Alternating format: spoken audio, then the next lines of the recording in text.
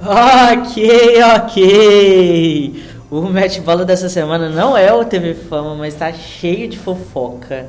Porque o GP de Mônaco, em Monte Carlo, pegou fogo fora e dentro da pista. O Charles Leclerc tinha liderado a corrida de Barcelona até metade da corrida, sim, tinha feito pole position, se eu não me engano. Estava liderando a corrida com folga. O Max Verstappen tinha dado uma escorregada e tinha perdido tempo.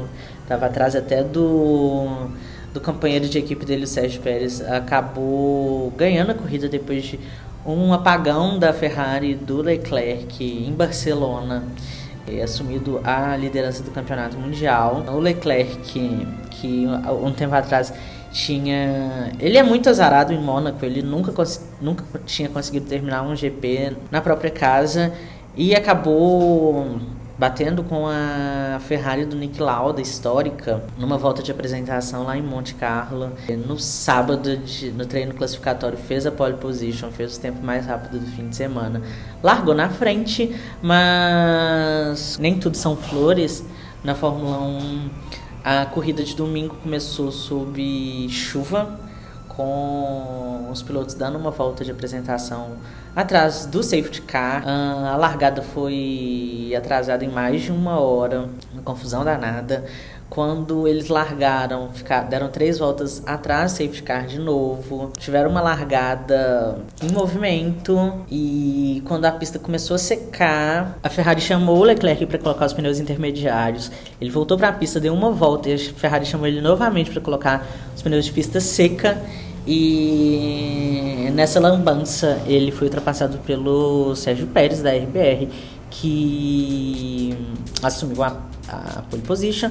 O Leclerc voltou na 4ª posição, não conseguiu mais sair, porque Mônaco é um circuito muito estreito, onde ultrapassagens são bem raras, e ele acabou em 4º lugar, fora do pódio, e viu a diferença do Verstappen no campeonato aumentar, e a diferença para o Sérgio Pérez, que agora é o 3º colocado no Mundial de Pilotos, diminuir. A próxima prova agora é no Azerbaijão, daqui a uma semana, na semana que vem, e a repercussão disso fora das pistas foi muito grande. O Charles Leclerc acabou brigando com a namorada Charlotte porque ele estava nervosinho com o resultado das pistas e ela tinha que cumprir um contrato de uma publicidade. Os dois acabaram discutindo porque ele esperava apoio da namorada e não teve. Ele foi para uma festa com o agente do caos, Pierre Gasly. E nessa festa o Carlos Sainz, que terminou em 2º lugar na corrida, também acabou discutindo com a namorada. Os 3 terminaram a noite juntos, o Leclerc, o Gasly e o Sainz, rodeados de mulheres. Um dos boatos dá conta de que a dupla ferrarista acabou numa festinha mais íntima, assim, se é que vocês me entendem. Enquanto outro boato dá conta de que, na verdade, a festinha mais íntima ficou por conta do campeão mundial Max Verstappen com a sua respectiva e o piloto da McLaren, Lando Norris, e a sua respectiva companheira. Outra fofoca que tava rolando no Twitter também era de que o vencedor da corrida, Sérgio Pérez, da RBR, acabou esticando um pouquinho a festa de comemoração em barco. Saiu até vídeo dele descendo do barco podre de bêbado, de tonto. E ele, que tinha acabado de renovar com a RBR, independente do resultado da corrida, o que muita gente falou que motivou o Pierre Gasly a colocar fogo em tudo, porque o francês estava com esperança de fazer essa transição da AlphaTauri para a equipe principal, a Red Bull, as duas que são dos mesmos donos, né? Além disso, tem um burburinho aí de que um dos pilotos do grid estaria prestes a ser pai fora do relacionamento, mas não foi nada confirmado. Inclusive não sabe nem de quem é o o filho, porque aparentemente no meio dessa briga de casais todas que deu, o Gasly, que também já tinha terminado há algum tempo, se separou. O Daniel Ricciardo também entra nessa fofoca aí de que poderia ser o pai da criança, mas os bastidores da Fórmula 1 no Twitter ficaram empolvorosos essa semana. Se Mônaco já foi assim, imagina em Vegas ano que vem. O que acontece em Vegas fica em Vegas, e aparentemente o que acontece em Mônaco não fica em Mônaco. Nesta história toda, Carlos Sainz, que terminou em segundo lugar, está felicíssimo, porque além do pódio, o time dele, Real Madrid, foi campeão pela 14ª vez da Liga dos Campeões, e o seu compatriota e torcedor também do Real Madrid, Rafael Nadal, também vai em busca do 14º título de Roland Garros. Tudo isso em Paris, e tudo isso depois da vinheta. Rodou.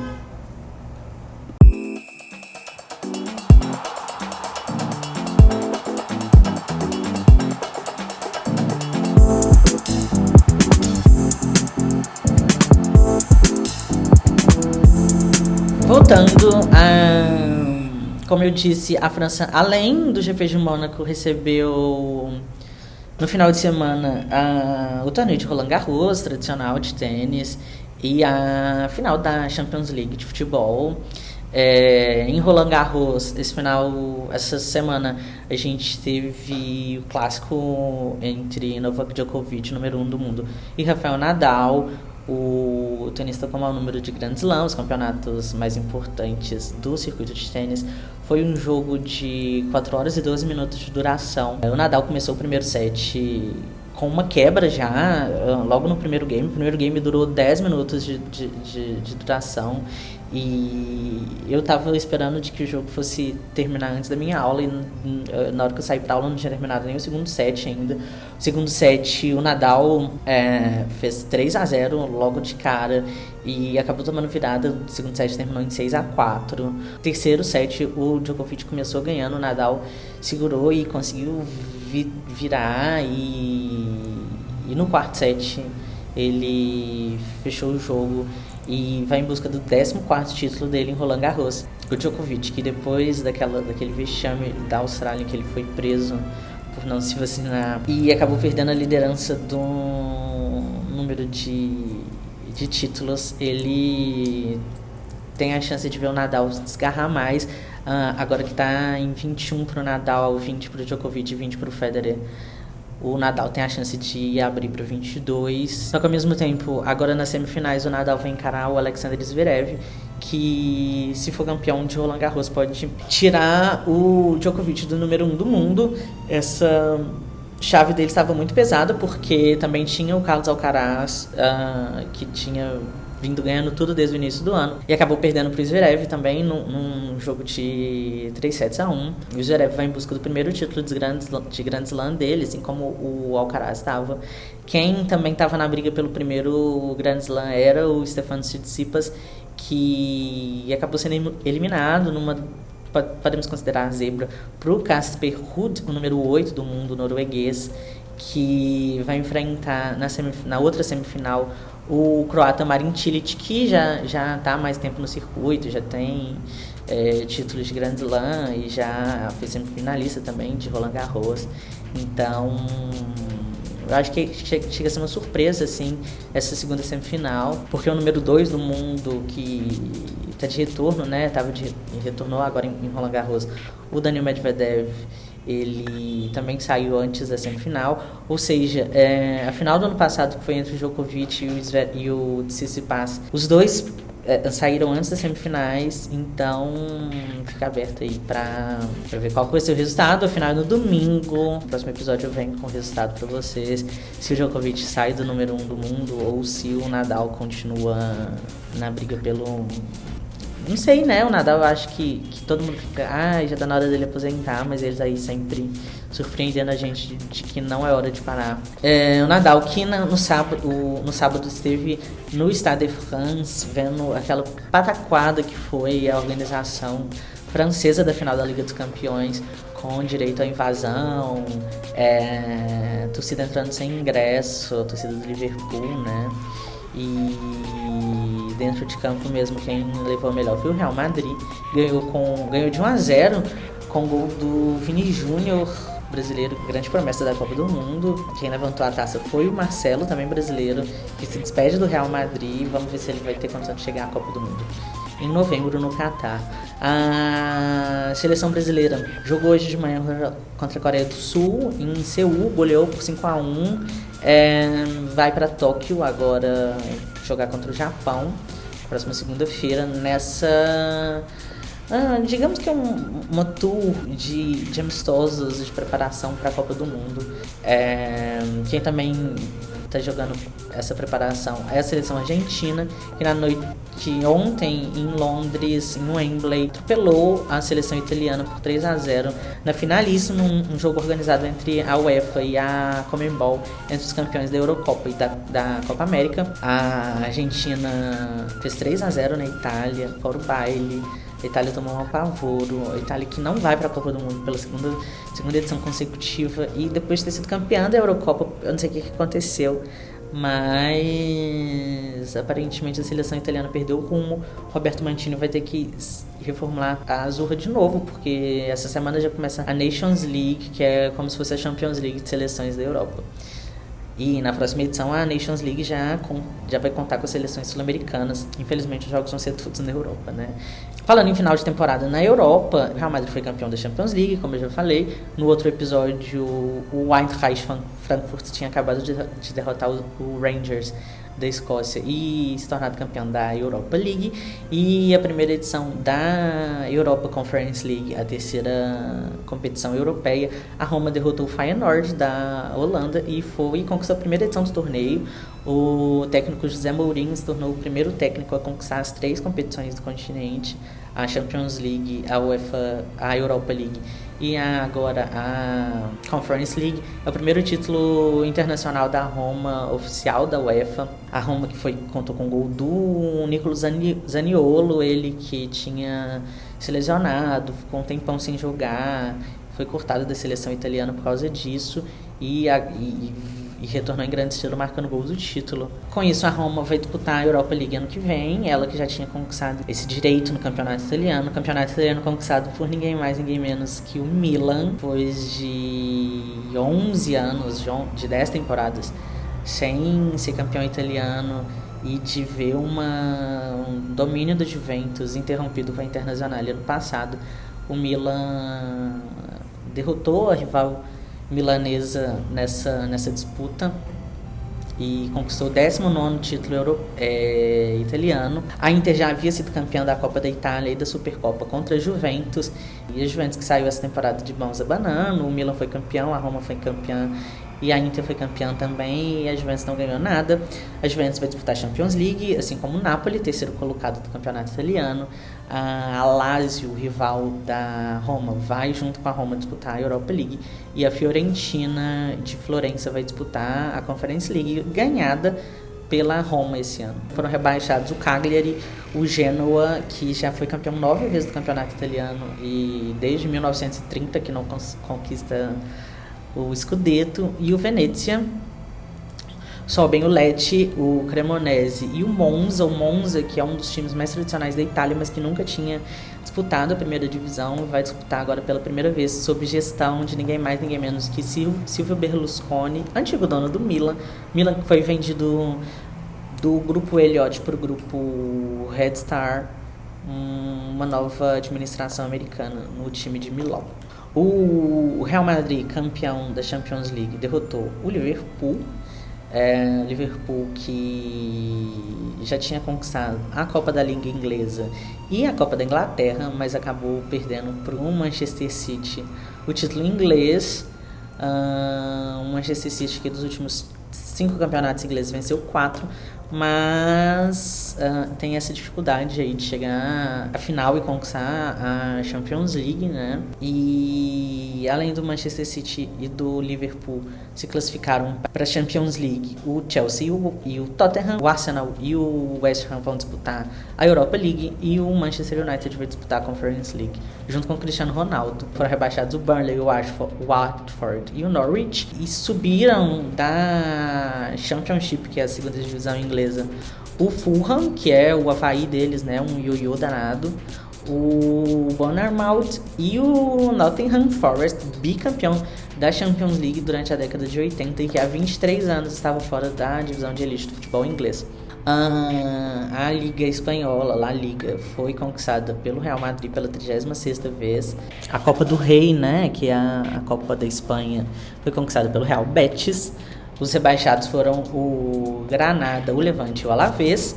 E quem sobe da La Liga 2 para La Liga é o Almeria, campeão da La Liga 2, e o Real Valladolid, de ninguém mais, ninguém menos que o Ronaldo Fenômeno, dono do Cruzeiro. Inclusive, o Ronaldo tem planejado um amistoso entre o Cruzeiro e o Valladolid.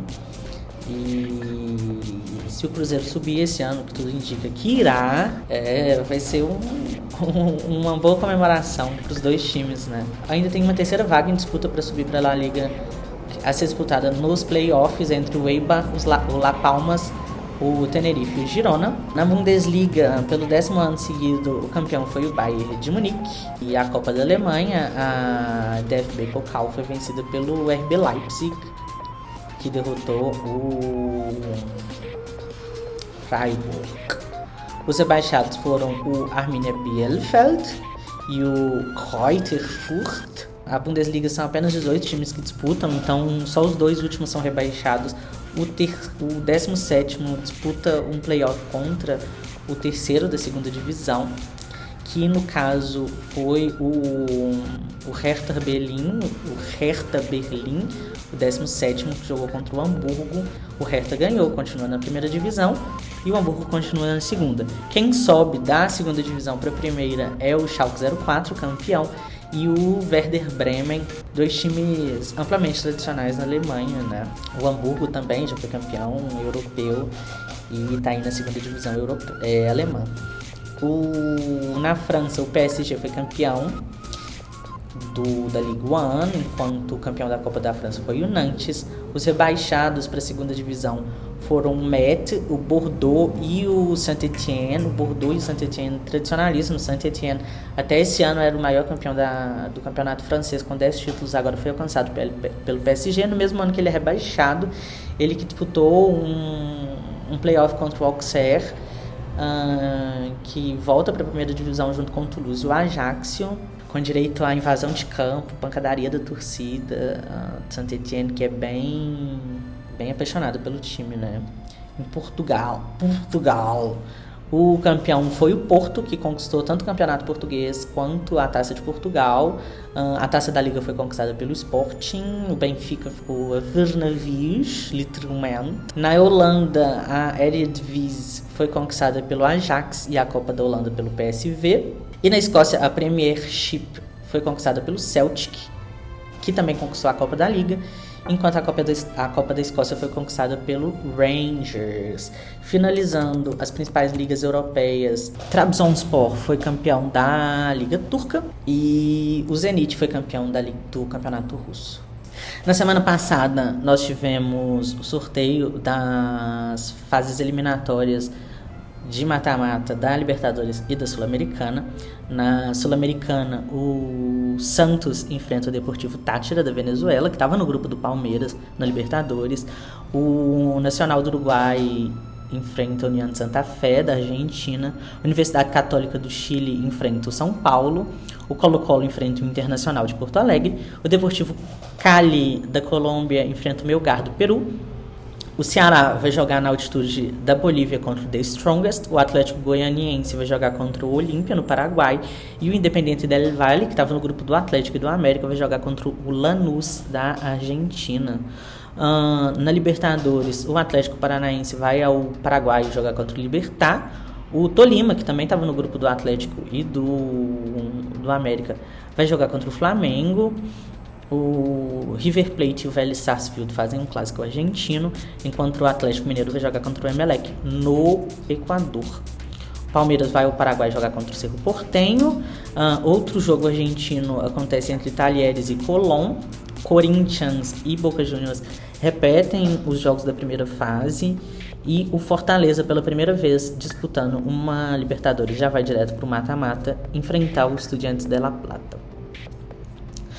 Também na América do Sul a gente tem o começo da Liga das Nações. O Brasil ganhou de 3-1 da Alemanha na Liga das Nações Feminina de vôlei, enquanto o Brasil masculino ainda não começou. Eles que provavelmente no mês que vem jogar em Brasília, tanto a seleção feminina quanto a seleção masculina, que se preparam para os campeonatos mundiais. O campeonato mundial masculino seria disputado na Rússia, mas por causa da guerra contra a Ucrânia ele foi deslocado para a Polônia, para a Eslovênia, e o feminino vai acontecer nos Países Baixos. Por hoje é só. No próximo episódio eu retorno com os resultados de Roland Garros e provavelmente com o resultado do GP do Azerbaijão de Fórmula 1.